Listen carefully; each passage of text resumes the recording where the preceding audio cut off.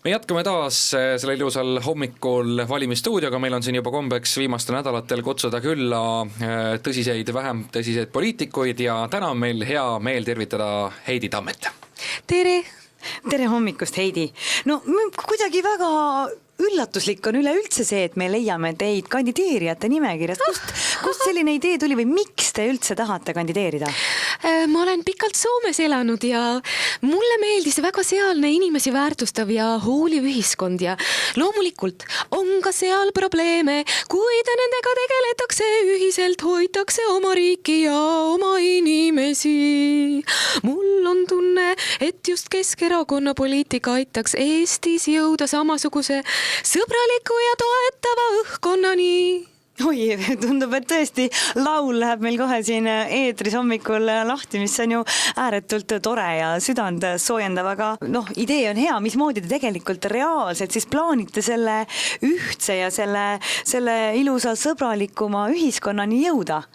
Armastusega. Ikka armastusega. Armastus on oskus kellegagi hetke jagada, isegi tundmatutega. Sellepärast ma pimedat saali ei salligi, ma kontrollin alati, kas inimesed on valmis minuga armastust jagama.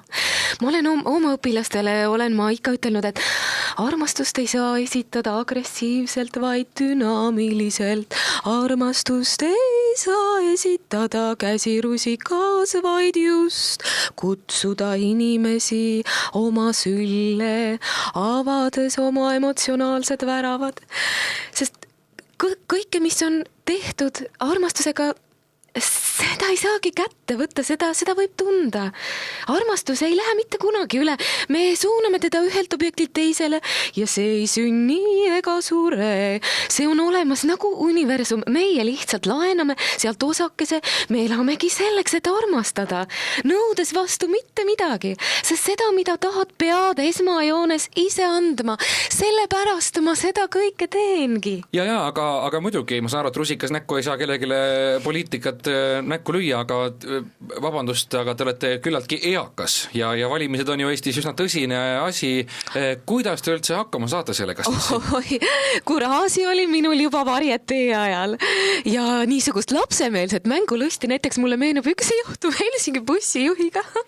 Ma ostsin täispileti ehk soome keeles kokonaisen lippun, aga mina ütlesin kokonaisen edestä. Et siis mitte täispileti, vaid pileti kogu naise eest. Bussijuht sai aru, hakkas naerma. Minule meeldib vallatleda. Kõik muidugi ei reageeri, aga nii teen kindlaks, kellel on samasugune huumorimeel nagu minul. Aga mis te arvate, et täpselt Robert mainis siin ka teie vanust korraks, et kaua te jõuate aktiivselt ühiskonnaelus kaasa rääkida, et mingi hetk peab see aeg aktiivses poliitikaelus ju teie jaoks seisma jääma? Aeg ei seisagi, meie ise seisatame teda, kuna me tahame millestki egoistlikult kinni hoida.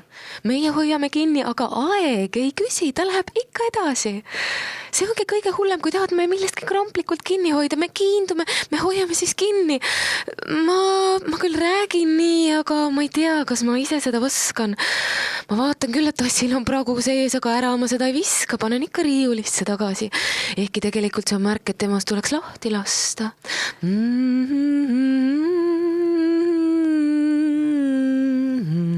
Aeg on vahel tõesti seiskunud, näiteks ma mäletan, kui mõni õpilane tuli mulle külla, et koos maailma asju arutada ja siis me märkasime, et hommik on käes, aeg seiskus, sest me mõlemad vajasime seda, see oli nii tähtis.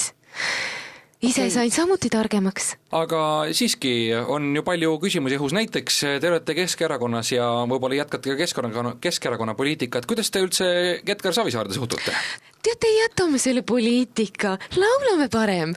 Eks ole, las parem varjab eilseid päevi lihtsalt kuldene loor, sest kes ei ihkaks olla veel kord vallatu.